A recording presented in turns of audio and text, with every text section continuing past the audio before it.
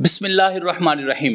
सनद किसको कहा जाता है और सनद का माना और मफहूम क्या है और सनद की अहमियत क्या है, आज के इस बयान में हम ये समझने की कोशिश करेंगे।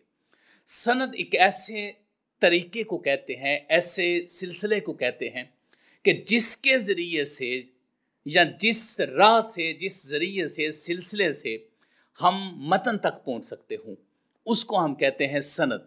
इसकी मिसाल मैं आपको देता हूँ। जिस तरह मिसाल के तौर पर सही मुस्लिम में हदीस पाक है कि रसूलुल्लाह सल्लल्लाहु अलैहि वसल्लम अन्ना रसूलुल्लाह सल्लल्लाहु अलैहि वसल्लम सुइला अन सौमी यौमिल इस्नैन, रसूलुल्लाह सल्लल्लाहु अलैहि वसल्लम से सवार के रोज़े के बारे में पूछा गया। फ़काला, तो आपने फरमाया फ़ीही वुलिदतु, ये वो दिन है जिसमें मुझे पैदा किया गया है, यानी जिसमें रसूलुल्लाह सल्लल्लाहु अलैहि वसल्लम सवार के दिन पैदा हुए, इस वजह से आप सवार का रोज़ा रखते थे। अब ये जो हदीस है इसको इमाम मुस्लिम ने रिवायत किया, ये इसका मतन हो गया जो मैंने पढ़ा है हदीस। अब इसकी सनद क्या है?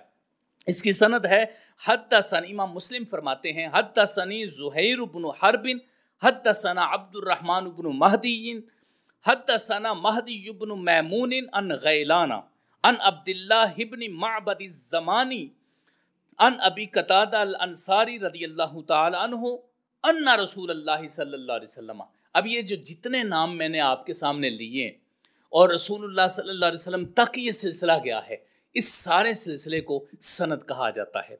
अब इस हवाले से मैं अर्ज़ करता हूँ कि ऐसा रावियों का सिलसिला जो आपको मतन तक, जो मेन हदीस के अल्फाज हैं उन तक पहुँचाता हो, तो इस सारे सिलसिले को सनद कहा जाता है। अब सनद का मफहूम तो आपको समझ में आ गया होगा। अब सनद की अहमियत क्या है, इस हवाले से मैं कुरान और सुन्नत की रोशनी में और सहाबा इकराम और उसके बाद ताबईन और आइमा मुहद्दिसीन इकराम के अक़वाल की रोशनी में मैं आपको ये बताऊंगा कि सनद की अहमियत क्या है। अगर सनद ना हो तो क्या वो बात काबिल कबूल होती है कि नहीं होती? तो ये बात ज़हन में रख लें, जिस बात की निस्बत रसूलुल्लाह सल्लल्लाहु अलैहि वसल्लम की तरफ की जाए और उसकी सनद ना हो, वो बात काबिल कबूल नहीं है। हदीस पाक सिर्फ वो काबिल कबूल होगी जिसकी कोई सनद मौजूद होगी। अब सनद की अहमियत बयान करते हैं। अल्लाह रब्बुल इज़्ज़त ने सूरह हुजुरात आया नंबर 6 में ये फरमाया, या अय्युहल्लज़ीना आमनू इन जाअकुम फासिकुम बिनबइन फतबय्यनु औ तुसीबू कौमन बिजहालतिन फतुस्बिहू अला मा फ़अलतुम नादिमीन। फरमाया, ऐ ईमान वालो, अगर कोई फासिक तुम्हारे पास खबर लेकर आता है तो तुम तहकीक कर लिया करो। फतबय्यनु, तो तुम तहकीक कर लिया करो।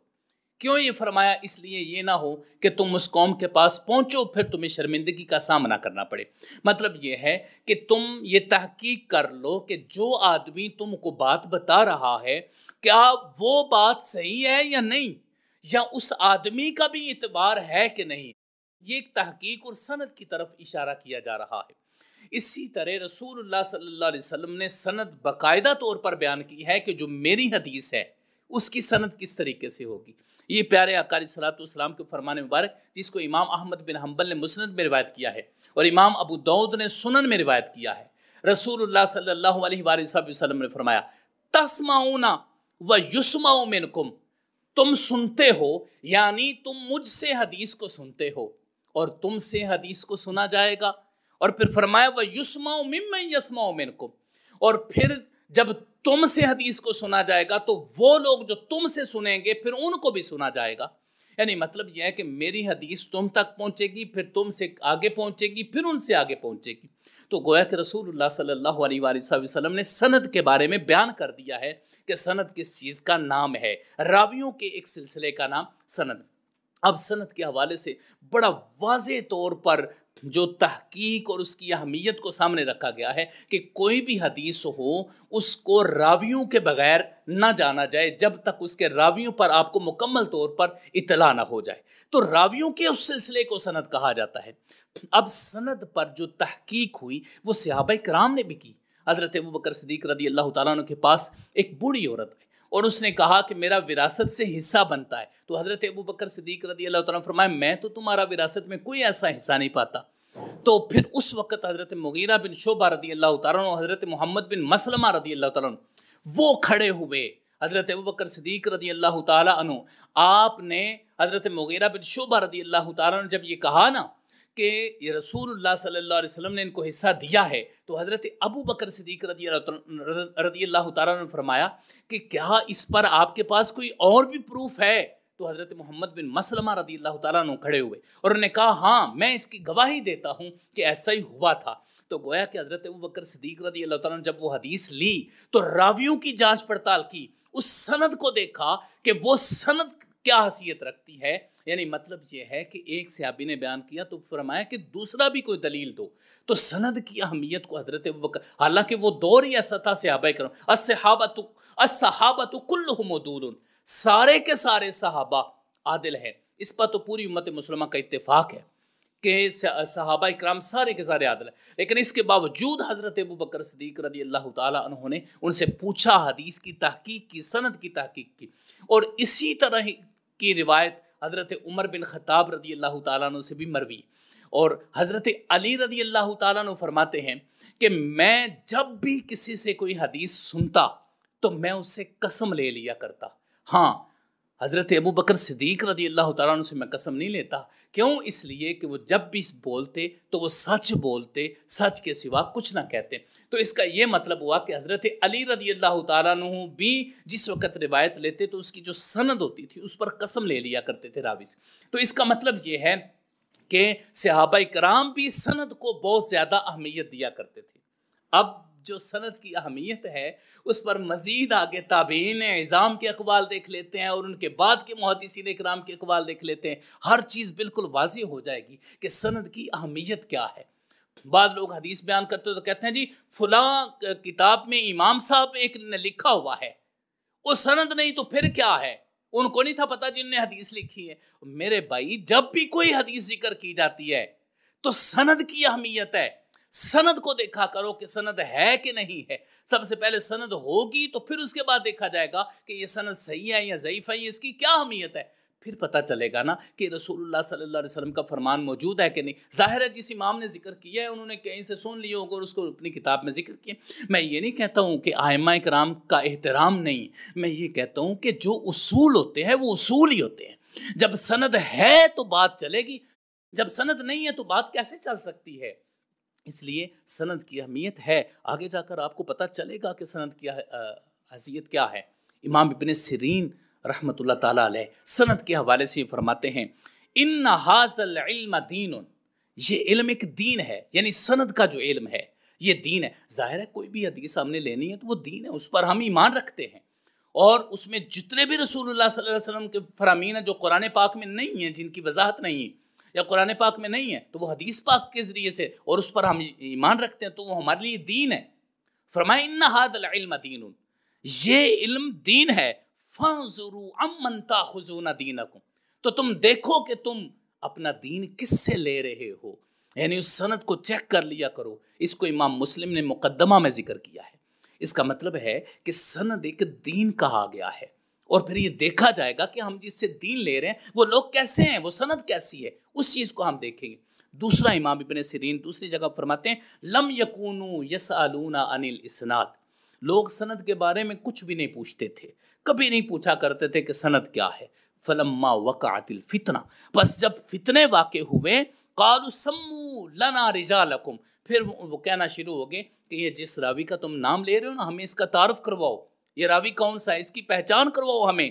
فَيَنظُرُ إِلَىٰ أَهْلِ السُّنَّةِ فَيُؤْخَذُ حَدِيثُهُمْ، بس جب وہ دیکھتے کہ حدیث بیان کرنے والا اہل سنت ہے تو حدیث کو لے لیتے۔ وَيَنظُرُ إِلَىٰ أَهْلِ الْبِدْعِ فَلَا يُؤْخَذُ حَدِيثُهُمْ، اور اگر دیکھتے کہ کوئی بدعتی ہے تو اس سے حدیث نہیں لیتے۔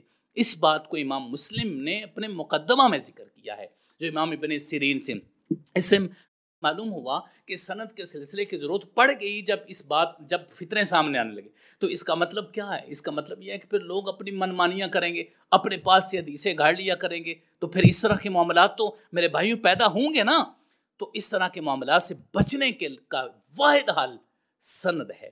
اگر سند موجود ہے تو پھر آپ سمجھ لیں کہ آپ کے پاس وہ جو بات ہے وہ اتھینٹک ہے۔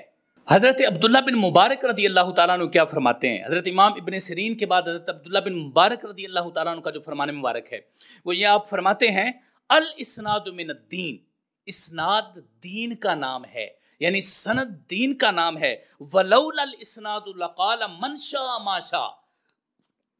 اگر سند نہ ہوتی تو پھر جس کا جو دل کرتا وہ کہتا، جو وہ چاہتا وہ کہتا. پھر تو ہر بندہ اٹھ کر کہتا جی یہ حدیث پاک ہے، تو پھر تو مذاق بن جاتا. میرے بھائیوں، سند کے بغیر کوئی چارہ نہیں ہے. ہمارے اسلاف نے یہ بتایا ہے کہ سند دین ہے، اور اس سند کو دین سمجھو. کیوں؟ اس لیے کہ جو حدیث ہے وہ آپ دین کے طور پر لے رہے ہیں، اور اگر سند ہی نہیں وہ صحیح ہوگی تو پھر دین آپ اپنا خراب کر بیٹھیں گے. اس بات کو بھی امام مسلم نے اپنے مقدمہ میں ذکر کیا ہے. اس کے بعد آ جاتا ہے جی حضرت سعد بن ابراہیم کا فرمان. حضرت سعد بن ابراہیم کیا فرماتے ہیں؟ آپ فرماتے ہیں لا یحدث الرسول اللہ صلی اللہ علیہ وسلم الا الثقات. فرماتے ہیں کہ رسول اللہ صلی اللہ علیہ وسلم سے صرف ثقہ راوی جو ہیں وہ بیان کرتے ہیں. یعنی مطلب یہ ہے کہ جو ثقہ راوی ہیں انہی کی حدیث قبول ہوگی، اور جو نہیں ہے ان کی نہیں ہوگی. یعنی مطلب یہ ہے کہ سند کی حیثیت ہے، اور اس سند کے مطابق رسول اللہ صلی اللہ علیہ وسلم کا فرمان مبارک جو ہے وہ قبول کیا جائے گا. یہ حیثیت ہے سند کی. تو اب اگر ایک بندہ بولے چھوڑے جی سند کو، دیکھیں فلاں کتاب میں موجود ہے، تو اس طرح کوئی بھی حدیث قابل قبول نہیں ہوگی. اس کو بھی امام مسلم نے صحیح مسلم کے مقدمہ میں بیان کیا ہے. اس کے بعد حضرت سفیان ثوری رحمۃ اللہ تعالیٰ علیہ کا قول ملاحظہ کیجئے کہ حضرت سفیان ثوری سند کی اہمیت بیان کرتے ہوئے کیا فرماتے ہیں؟ آپ فرماتے ہیں الاسناد سلاح المؤمن. فرمایا اسناد مومن کا اسلحہ ہے. اذا لم یکن معه سلاح، جب اس کے پاس اسلحہ ہی نہیں ہے، فبأي شیء یقاتل، پھر وہ کس چیز کے ساتھ لڑے گا؟ جب مومن کے پاس ہتھیار ہی نہیں ہے تو لڑے گا کیسے؟ اس کا مطلب یہ ہے کہ جب کوئی بھی حدیث بیان کرنی ہو تو اس کے لیے سند ضروری ہے. اگر سند ہی نہیں ہے تو حدیث پر ایمان کیسے رکھ سکتا ہے؟ حدیث کو جان کر. اس لیے میں یہ عرض کرنا چاہوں گا کہ ایسی حدیث جن کی سند کسی کتاب میں موجود نہیں ہے، آپ اس کو اہمیت مت دیا کریں، اس کی طرف مت جایا کریں. ہاں، ایسی کوئی روایت آپ کو اگر ملتی ہے جس کی سند نہیں ہے لیکن باقی حدیث سے اس کو سپورٹ مل رہی ہے اور وہ الفاظ باقی حدیث میں موجود ہے، تو پھر آپ کہہ سکتے ہیں کہ اس سند کے ذریعے سے یہ حدیث قابل قبول ہے. تو میں یہ عرض کرنا چاہوں گا کہ سند کے بغیر کوئی چیز قابل قبول نہیں ہوتی. یہ اس کی اہمیت ہے، ورنہ پھر دشمنان اسلام وار کریں گے اسلام پر.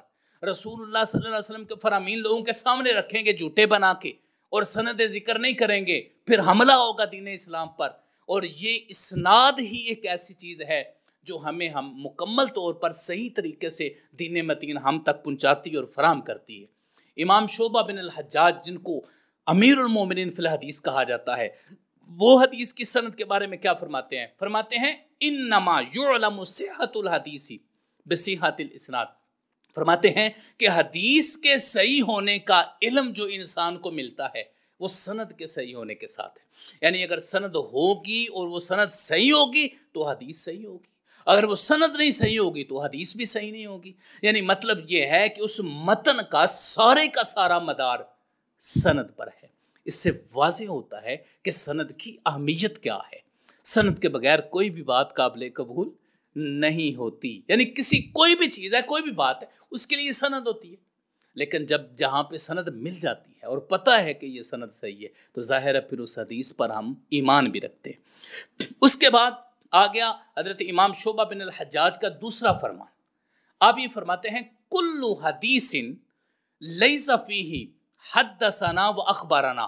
ہر وہ حدیث جس میں حدثنا اور اخبارنا کے الفاظ نہیں آتے. یہاں حدثنا اور اخبارنا سے مراد جو ہے وہ یہ اسپیسیفک الفاظ نہیں، یہاں سے مراد سند ہے کہ یہ یعنی جس کی سند موجود نہیں، جس میں لوگوں نے ایک دوسرے سے سنا نہیں ہے، اس کے بارے میں فرمایا وہ ایسے ہی ہے جیسے ایک بندے کے پاس اونٹ موجود ہے لیکن اس کی لگام اس کے پاس نہیں ہے. یعنی وہ اونٹ اس کے کنٹرول میں نہیں ہے.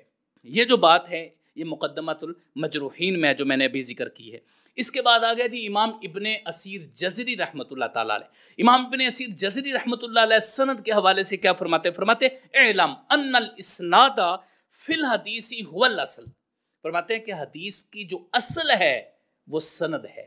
آپ کوئی بھی حدیث لینا چاہتے ہیں تو اس کی اصل کیا ہے؟ سند ہے. سند کے بغیر کوئی بھی حدیث قابل قبول نہیں ہے. یہ سند کی اہمیت ہے. پھر فرمایا وعلیہ الاعتماد، اور اسی پر ہی اعتماد کیا جائے گا، یعنی جس حدیث کی سند موجود ہوگی اس پر اعتماد کیا۔ یہاں امام شافعی رحمۃ اللہ علیہ کے آخر میں ایک قول آپ کے سامنے رکھنا چاہتا ہوں، انہوں نے کیا فرمایا، مثل الذی یطلب الحدیث بلا اسناد، وہ شخص جو بغیر سند کے حدیث کو لیتا ہے وہ ایسے ہی جیسے رات کی تاریکی میں ہے، یعنی جس کو پتہ ہی نہیں ہے کہ میں نے کس رستے پر جانا ہے اور کس منزل تک میں نے پہنچنا ہے۔ اب یہاں پر میں ایک بات آپ کے سامنے عرض کرنا چاہتا ہوں کہ کوئی بھی بات اس کے لیے سند کا ہونا ضروری ہے، ہمیں اس پر بالکل بحث نہیں کرنی چاہیے۔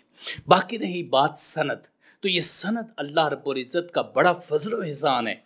دنیا کا کوئی مذہب، چاہے وہ ہندو مت ہے، بدھ مت ہے، جین مت ہے، تو مت ہے، چاہے وہ کنفیوشنزم ہے، کوئی بھی مذہب ہے دنیا کا، کوئی بھی مذہب ہے، اس مذہب میں سند نہیں پائی جاتی۔ یہ صرف اسلام اور مسلمانوں کا خاصہ ہے کہ جو سند آئی، لوگوں نے کام کیا، لوگوں نے سندیں اکٹھی کی، صرف اس لیے کہ رسول اللہ صلی اللہ علیہ وسلم کے فرامین لوگوں تک پہنچے۔ اب وہ لوگ جو کہتے ہیں جی رسول اللہ صلی اللہ علیہ وسلم کے کوئی جا کر 200 سال بعد میں حدیثیں جمع ہوئی ہیں تو آپ حدیثوں کو کیسے مانیں گے؟ ان کو میں یہ بتانا چاہتا ہوں کہ سب سے پہلی بات تو یہ ہے کہ رسول اللہ صلی اللہ علیہ وسلم کے 200 سال بعد حدیثیں جمع ہونا نہیں شروع ہوئی، عہد رسالت میں ہی حدیثیں لکھنا شروع ہو گئے تھے، اور صحابہ و تابعین لکھتے رہے ہیں۔ اور اگر آپ سے کتب ستہ کی بات کرتے ہیں تو انہوں نے اپنی پوری ایمانداری کے ساتھ سند پیش کی ہے، اور یہ امت مسلمہ کا خاصہ ہے جو سند پیش کی ہے، اس لیے اس پر کوئی حرف اعتراض نہیں اٹھا سکتا۔ وہ متقین لوگ تھے، وہ صالح لوگ تھے، لہٰذا انہوں نے جو اپنی کتابوں میں حدیثیں جمع کی ہیں وہ ایک مضبوط ذرائع اور مضبوط طریقے سے انہوں نے ان کو جمع کیا ہے، اس لیے اس بنیاد پر کوئی بھی حدیث کا انکار نہیں کر سکتا۔ تو اس سارے بیان میں آج ہم نے یہ سمجھا کہ سند کی اہمیت کیا ہے، قرآن کریم، حدیث مبارکہ، صحابہ اکرام کے عمل اور تابعین اور محدثین اکرام کے اقوال سے ہم نے یہ سمجھا کہ سند کے بغیر کوئی چارہ نہیں ہے۔ سند دین ہے، کیوں؟ اس لیے کہ حدیث دین ہے، اور حدیث کی جو اصل بنیاد ہے وہ سند پر ہے، سند کو دیکھ کر ہم اس حدیث کو لیتے ہیں۔ اللہ رب العزت کی بارگاہ میں دعا ہے اللہ ہمیں سند کا علم بھی عطا فرمائے اور سند کے ذریعے سے اصل دین کو سمجھنے کی توفیق عطا فرمائے، آمین یا رب العالمین۔ وصلی اللہ علی حبیبی سیدنا محمد و آلہ وصحبہ اجمعین۔